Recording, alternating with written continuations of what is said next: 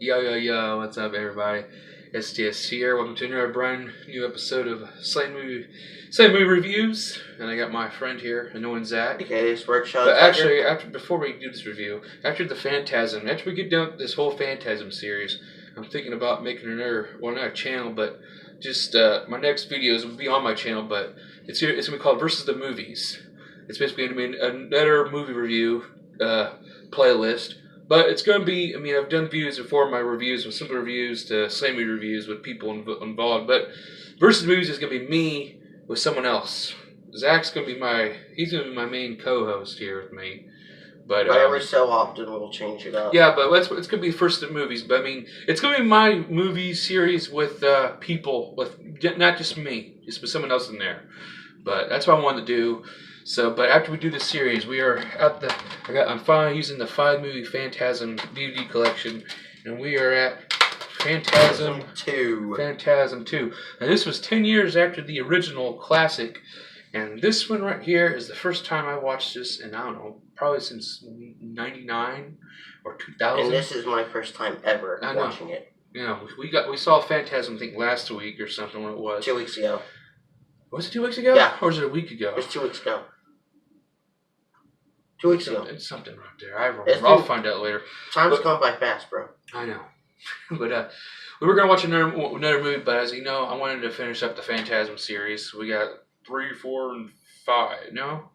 War of the Dead, Oblivion, and Ravager. So we still got 3 more movies to do. But we were planning on watching Clockwork Orange, but I wanted to watch the sequel. We're going to get to Clockwork Orange. Well, that's going to be, that movie. We'll talk about that when it comes up. But the Phantasm series here, I got all the 5 movies, like I said before. Phantasm II is it's pretty cool too, because I got the 5D collection. All of them they're like all remastered here with Will Go USA, except for this one. This one's the only one it's not, because it was a Scream Factory release, and it has there's some audio commentaries, and there's a featurette and stuff. But I'm going to check it out later. After I watch all these films, that's when I'm going to start watching. I'm going to watch them randomly, just listen to the audio commentary. I still yet need to watch the audio commentary for my Friday the 13th films. Yeah, you learn a lot. Yeah. Yes, the movie's almost over, woman. Damn it, hold on. Damn girlfriend. Here we go, it's better here. But yeah, Phantasm II, watching this film, when I was younger, I watched the first one, and then the second one came out. And when I looked at the regular VHS cover, which a VHS cover will be Cloud Mouse. No, but let's see. But yeah, the Phantasm II is that there is a go and see the Wikipedia page. I want to see what the guy's name is, because we're looking at Wikipedia here. Mike Baldwin is not in this film. He's what's his name? It's James LeGros. Okay, yeah, Mike Baldwin, who's Mike. Mikey. James LeGros. I know. Hold on. It doesn't need that. I don't need that. But when I saw the VHS right here, I looked at the guy and I'm like, that's not Mike Baldwin. And it's not. And the thing is right here, I wish I would know right now, but now I don't even have the notes. I'm sorry. I wish I could find, I could go in there right now maybe to find out. But you know what, hey, hold on real quick. We're going to pause this for a moment. We're going to see why he was not in this film. Hold on real quick. But yes, we just found out that Universal wanted to, well, we'll go to the trivia in a little bit here, but Universal wanted to recast both Reggie and Mike. So, yeah, but I'll look at the trivia in a minute here for all the notes here we'll talk about.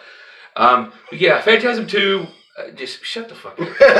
Phantasm II follows, it's pretty cool because it's the first film that, they use this from the original film. Right. It basically was, like, it's so weird, it goes back and forth and shit, but the original, it goes, so like when Mike got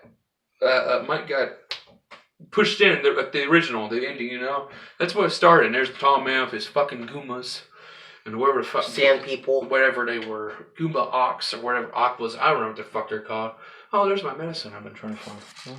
But yeah, and also the thing is, this film, The horror, I mean, it's great, but I mean, this one is just a watch through for me. It's like callbacks from the first film. Several callbacks. Are you making all this damn noise? No.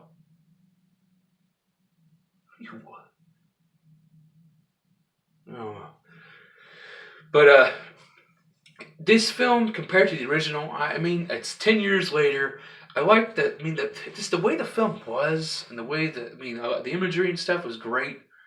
This is the one that got the most theatrical release. I don't think the first one did, but this one got the most attention. Right. I don't think Universal did that film at all. I think it was just basically the original.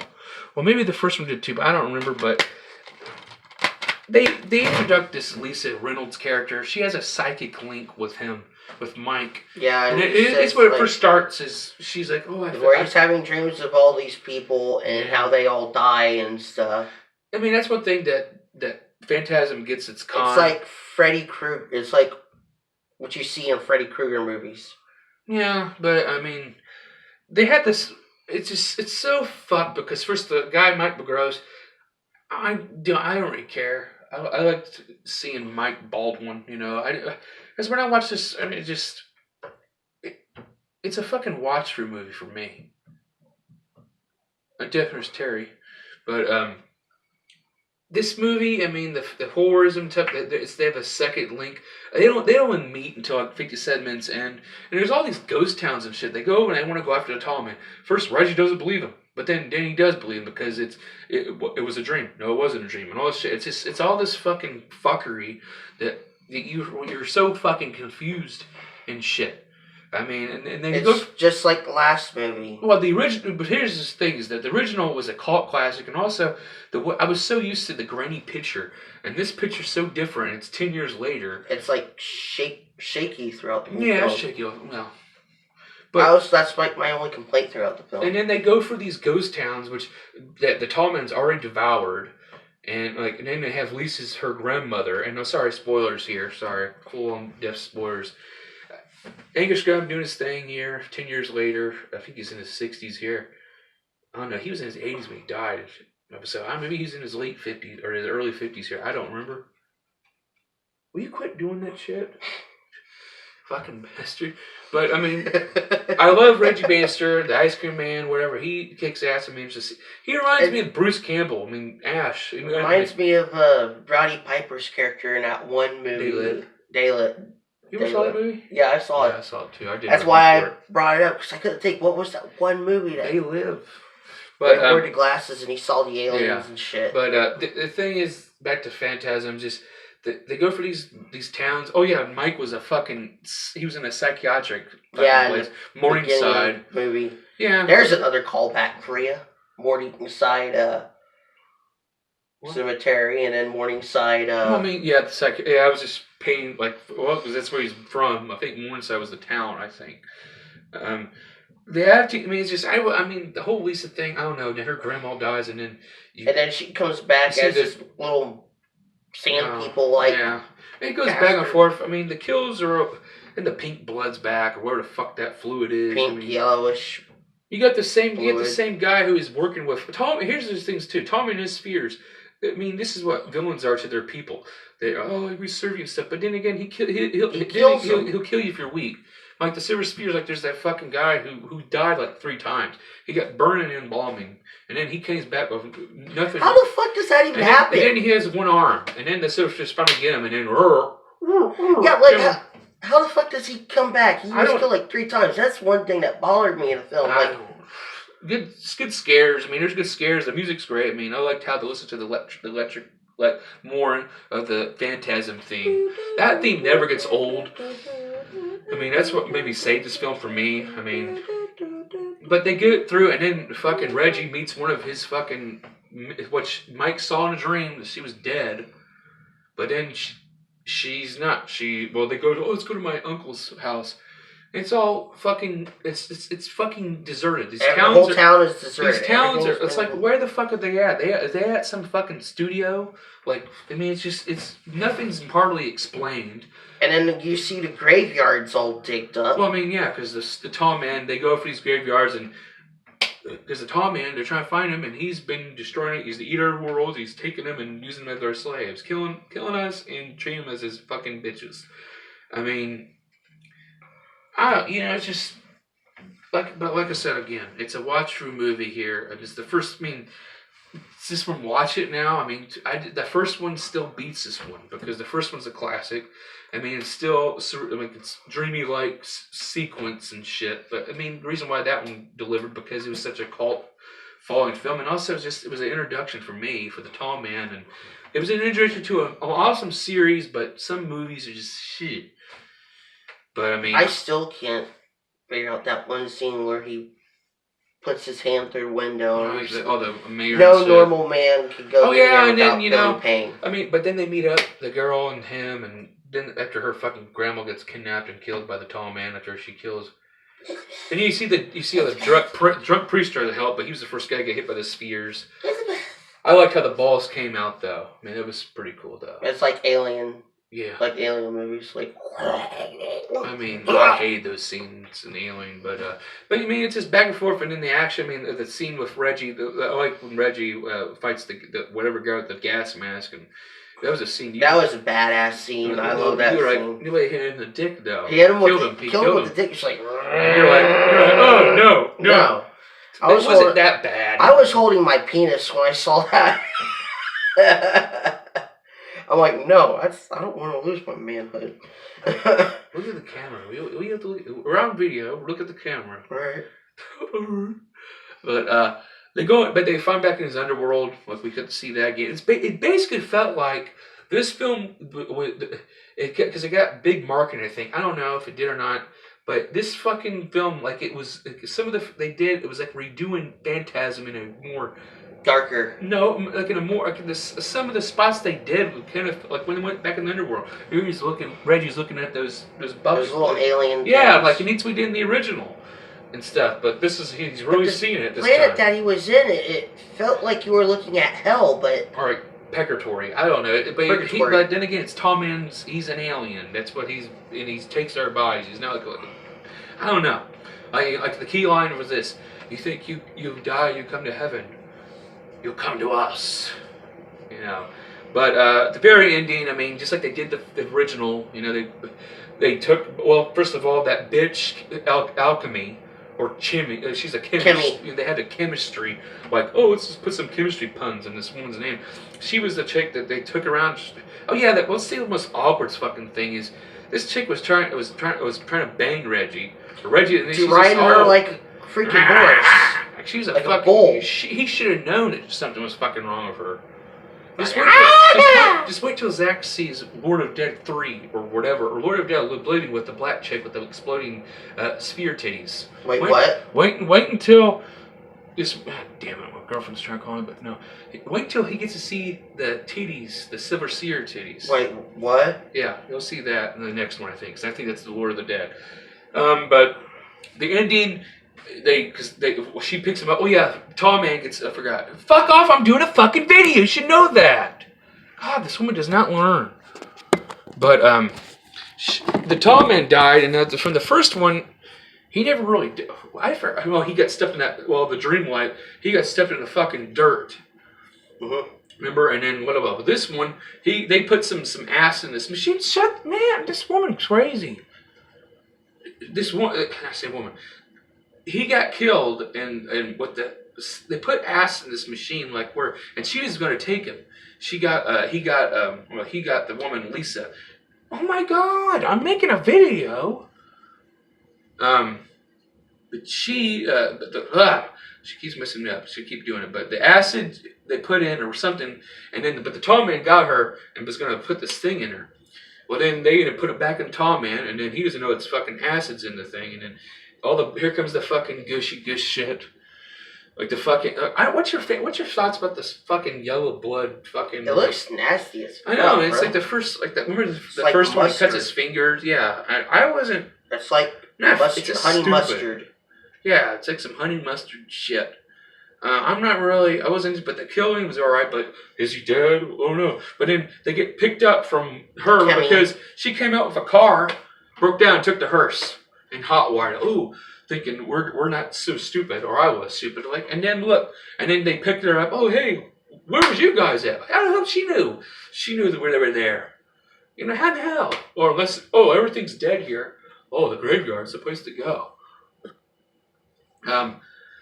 But they're at the end, and then he says, Reggie, check. Oh, hey, see if there's somebody up there. And then she pushes a switch, like she knows where everything is. It closes the back door of the hearse, and then it's like, hey, it's only a dream. You know, it's only a dream.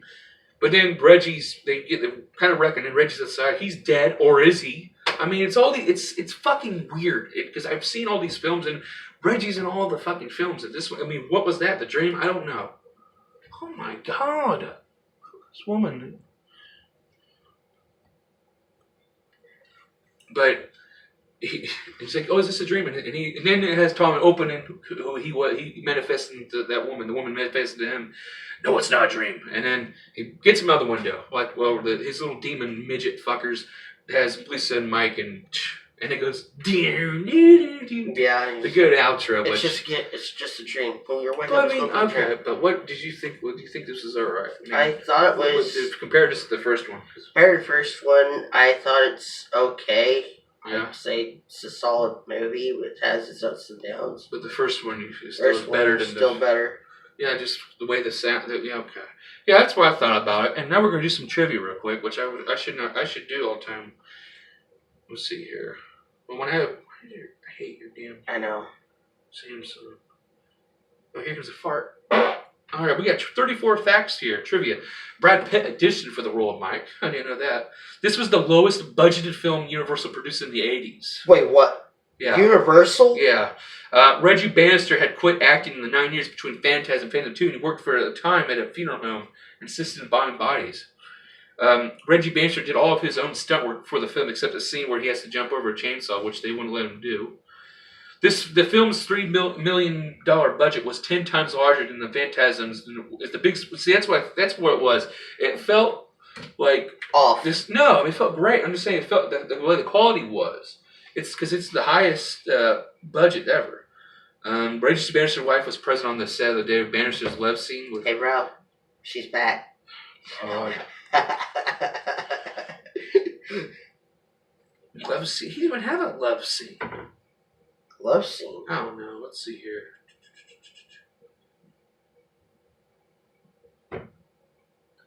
Was this where? Oh, this is the thing here. Don Coscarelli admits to the following direct influences by Universal during the making of the movie. The illusionary style of the first movie was disencouraged and was a more linear plot line with voice-over narrations of various characters were required. No dreams by characters were followed were allowed in the final cut. A female lead had to be added as a love interest for the character of Mike. Actress Pavilion Gravine was cast in the part. Universal executives wanted to recast. This is why Universal wanted to recast both. It's like the Mortal Kombat movies. Medical Biowan and Reggie Bannister because they were unknown and they were out of the movie business since the first movie. Don Coscarelli resisted their efforts and was forced to audition Michael Barnum and Reggie Bannister for roles. In the end, the efforts went in concession. He was allowed to keep one of the two, but he had to replace the other.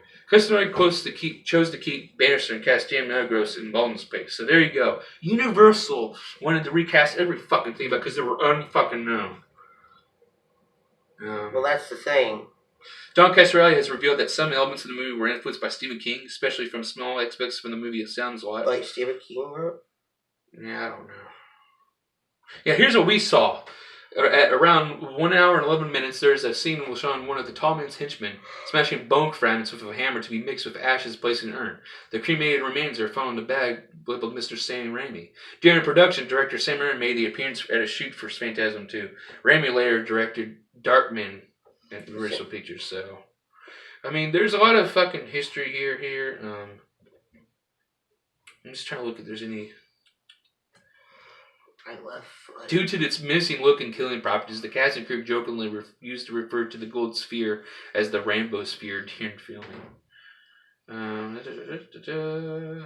fucking left foot is numb. Yeah, here we go. What's this right here? The casting of James LeGros has had a conflicted effect on the cast members. LeGros reportedly enjoyed his time in production and got along very well with the casting crew. Nowadays, Don Coscarelli, Angus Scrimm, and Reggie Bannister all speak glowingly of their experience with him. Michael Bono, however, appears to remain bitter about the incident. In the audio commentary for Phantasm III, He twice referred to Phantasm II as the film which shan't be named. Shan't be named. Why? And stated in the podcast today he considered it a terrible movie. I kind of agree with Michael Baldwin on that one because it was not that great without him in there. So I'm just going to end all with that. This is the end. It's 20 minutes long. It's going to take forever to upload, but I just want to let you guys know that this film, for the Phantasm Collection series, I recommend it. But this movie is not rewatchable in my opinion. Is it rewatchable for you? I will watch it again. You would watch it again? And you recommend it? I'd recommend it if you're a horror fanatic. Yeah, it's a good class. It's just it wasn't right with Michael Baldwin, but that's just my take on it. But the Tall Mill lives on, and me and Zach will see you again. And number 3. We'll see you at Phantasm, War of the Dead. Peace.